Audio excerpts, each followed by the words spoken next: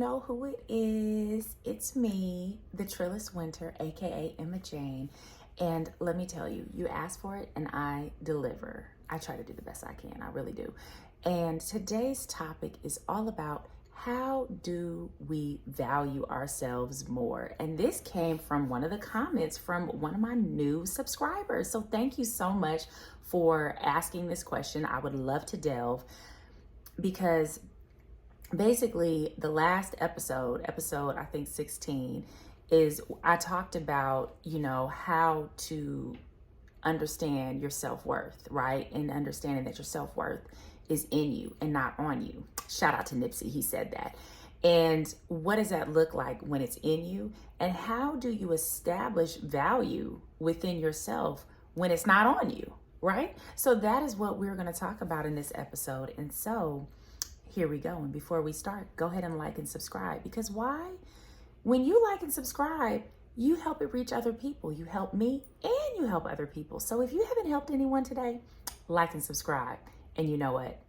Your job is done. You know what I mean? It's super easy. So here's the thing.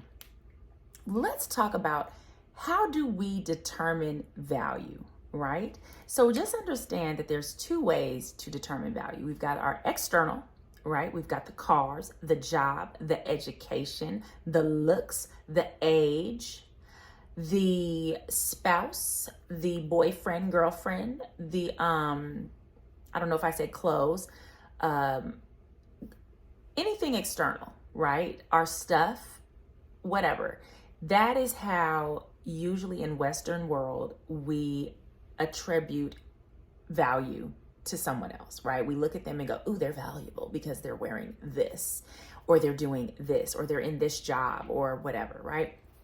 And so what happens is, if you're not careful and you're not grounded, you will attach your true value to external things. And what happens is life will throw you a curveball. Bloop, it will. And it will not strike out. Okay. It will hit you right in the nose.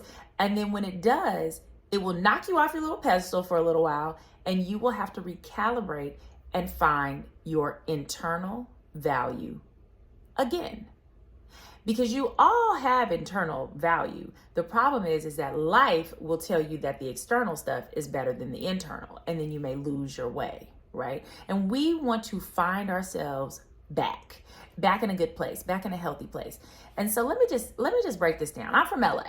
Okay, let me just say I am from the land of the external. And let me tell you, there is a have and a have not. All right. And so what happens is LA is a mind. Because if you let that stuff get to you, you will literally think that you are not valuable if you're not driving the newest car. Let me just say, being in LA will make you go into debt for no reason. It will make you keep up with the Joneses when you know you ain't got it. It will make you go to parties you know you're not supposed to be at. And it will make you do a lot of things because you're trying to be a part of a group that makes you feel valuable. But if you felt valuable in yourself, you wouldn't have to do all that, right? But what happens is when we're in a collective, in a group, in a community that everyone's doing that, it's really, really hard to not follow, right? And so what we have to do is try to get grounded. We have to try to get grounded and find our center. And we have to remind ourselves, if we had none of this stuff, what would make us valuable? And it's interesting. I am going to say, earlier I had a conversation, right? And we're talking about people who don't have great personalities. Yeah, and I'm in the personality business, let me tell you. And when you don't have a good personality and you're broke, yeah, you're kind of up shit's creek. And let me tell you why. If you don't work on your personality, and what I mean by that is flexibility, warmth, kindness, listening, being present, making someone feel warm and included, just being, just offering with your energy. If you do not have one of those type of personalities and you don't have money, you might find yourself alone a lot, right?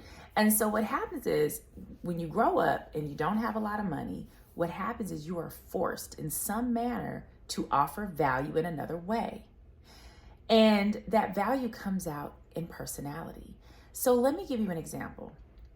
They say that big girls are nicer. Well, you know what? There might be some truth to that. Being a former bigger girl, right?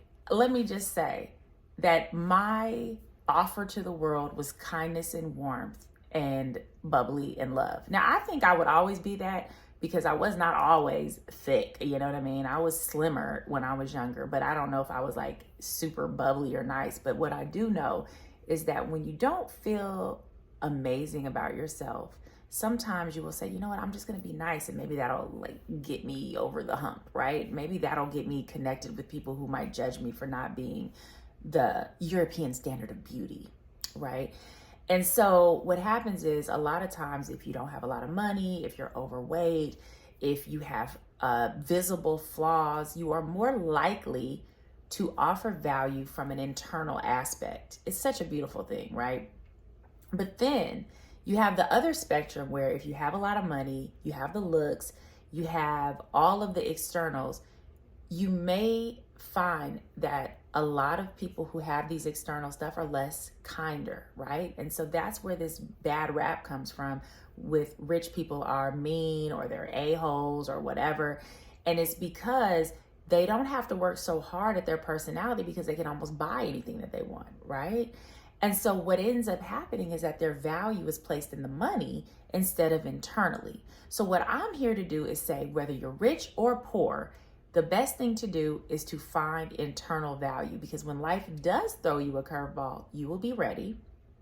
You will bounce back quicker because you will grab those fruits of the spirit that are already in us, but they may need to be watered a little bit more if you have tipped over to the external side of life, which is very easy to do in the Western world, okay? We have messages and images every day telling us that we're valuable if we have money, if we have looks, if we have the car, if we have the person, if we have all the things, the education. And the Western world also says that you're not good enough if you are doing A, B, or C, you don't have the education, you don't have the fancy job, you don't have the look. It just says, you're average. And we have to be careful not to let those messages remind us that our value is external. We are valuable because of the stuff inside of us, all right? And you can go back to a time in your life where you know what you have is valuable. So there's a time where you might have listened to your best friend and you listened intently. Well, guess what? You're a great listener. Valuable points. There might have been a time where someone was crying and you said, hey, do you need a tissue? Guess what? You're compassionate. Extra 10 points. There might have been a time where somebody needed you to be patient because they were walking slow and they said, hey, thank you so much for being patient. I just hurt myself. I'm not walking like I normally do. Guess what? 30 points, because patience is a tough one. So we have all of these internal seeds that we can water daily so we can know our value. But here's the kicker. You might have all the valuable seeds in the world, but how do you portray that if you don't have the external stuff to show your value? And that's what I'm here to help you with. So the first thing we're going to talk about to portray value when it's not external is confidence. Knowing how to come across confident. There are several ways that you come across non-confident and confident. So let me give you that today. So when you are confident, you sit up straight, your eyes are looking straight ahead. You are paying attention to what people are saying. You are listening, you are focused, and you are saying, not only are you important, but I'm important because guess what? I value you. It's an exchange that happens, that confident exchange. Looking ahead, keeping your head up, shoulders back. I remember my grandmother, bless her heart, she's passed away, but she used to make me walk with a dictionary on my head. She sure did. I make my daughter do it today. And what happened is, because I was so tall, I used to slump. I would slump down because I would feel so awkward. And she said, girl, you better put them shoulders back. You better put that head back, and you better put that dictionary on your head. You better walk back and forth this long hallway. And this thing was big. It was like a Webster's dictionary. It was huge. And so I would have to basically get it together, right? And I remember it really left a mark on my life about paying attention to how I am coming out into the world. No matter if I got sweats on or a dress because I don't wear really luxury stuff anyway. So with that, confidence, posture, eye contact, and listening. All right. The other thing is because when you're doing the opposite, when you're slouched, when you're looking down, you are telling the world that you are not paying attention, that you are distracted, that you can be taken advantage of because you are not on your square. You are sending a message out into the world that you're not paying attention. And valuable people pay attention. I don't know about you, but people who feel valuable, they're watching. People who feel ignored don't think anyone's watching them. So you want to change that energy and say, no, I am looking straight ahead. I got my shoulders back and I'm paying attention. And so if somebody come up to me, I'm going to be ready. I'm not going to be taken off guard because someone is thinking I'm a sucker. You know what I mean? That's how you become a mark, because people actually watch. I don't know if you know this, but criminals have been known to watch people who are not confident. They will go after the ones that they deem weak. They will look at their posture. They will look at their attention level, their alertness level, their eyes. They will notice that people who are insecure don't like to pay attention to their surroundings. Pay attention so you don't want to be somebody's mark one day, okay?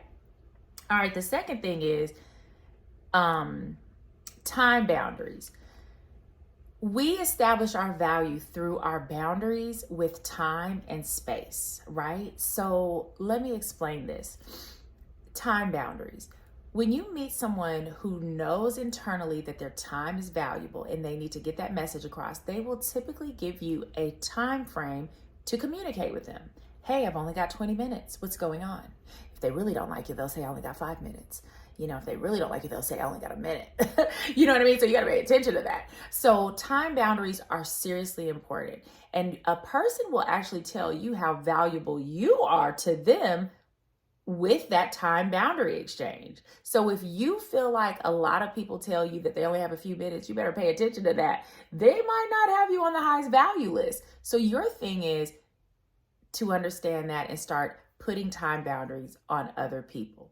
And that establishes that not only is your time valuable, but you hope that their time is valuable as well, right? You're giving them the same grace and that they have a life to get to as well, except not wasting yours. That's right. So another thing is communication boundaries. I have a funny story. I remember there was a time where somebody was basically, saying to me in a weird tone of voice, they were like, oh, they were just saying something to me that was kind of rude. And I was like, excuse me? Like, I don't like that tone of voice. You establish how you want to be spoken to when people test you. You know what I'm saying? And I mean that. I really mean that in the most loving way possible. But people will test you and they will see, how do you allow them to talk to you? And if they're sarcastic, pay attention to that, because sarcasm is a way of putting down or belittling and trying to disguise it as dry humor. Sarcasm can be done internally or it can be done externally. If it's done internally, well, hey, that's whatever. If that's how you want to talk to yourself, hey, it is what it is. But when you're sarcastic with someone else, you have to understand why they're doing it. They're trying to minimize you and they're trying to belittle you. And then they're trying to guise it as a joke. And so if you realize that somebody is being sarcastic with you, understand that you can stop that by saying, excuse me, I don't respond to that kind of tone. Now, when you're a child, you can't really do that. And if you grow up in a home, I grew up like that. Like, I had a stepmother who kind of like was sarcastic, and I was like, I don't like how you're talking to me. And I said that. I was like, I don't like that, because I wasn't in a family who did that. So I was like, this is really weird, And so what I did ask her about it, and she said, oh, it's just dry humor. But as I got older and understood more toxic energy and toxic behavior, I understood that that was a very belittling pattern or behavior. And so she may not even know that, but trust me, there's nothing good that can come out of being sarcastic with someone on the external side. I promise you, it's nothing good that can come from it. So you just pay attention to that. So if you're being sarcastic to people, you're trying to belittle them. So let's talk about that. And if they're being sarcastic to you, pay attention to who that is, and you might have to cut them out your life. Mental note. So So you can always say, I don't like the way that you're talking to me. Let's bring it back and reframe it. I also had a little story about that. I went to college at University of Alabama, Huntsville. Shout out UAH. And I had a professor who was also very sarcastic. And I told her, I said, can we start over? She looked at me and I looked at her. And let me tell you, it was like little heart emojis popped in her eyes. She said, wow, a woman who understands her worth. And she said, I am so sorry. I should not have talked to you that way. And do you know, me and her ended up being really great friends, and she got me an internship. So what I'm saying is that when you stop people in their track and say, you know, I don't like how you're talking. You know, is there a way that you can say that nicer to me or more kinder? And yes, they will rise to the occasion. And if they don't, get out of there. Just say, you know what, I just don't talk to that. All right, next. All right, energy boundaries. Let's talk about that. When people start to dump on you, pay attention. You know, people will call you at all times of the day and night and dump their problems on you. If they don't feel your time is valuable, they will dump on you. If they don't feel like you are going to stop them, they will dump on you. So I just remember having to understand boundaries, because being a therapist, right, a huge thing about establishing the patient-client, therapist, professional client boundary connection is you have to have boundaries, right? Because what happens is when you're dealing with people with a lot of mental health issues, they don't have boundaries. I'm sorry, I hate to say it, but it's true. And so what happens is they will dump on you. They will try to take a session too long.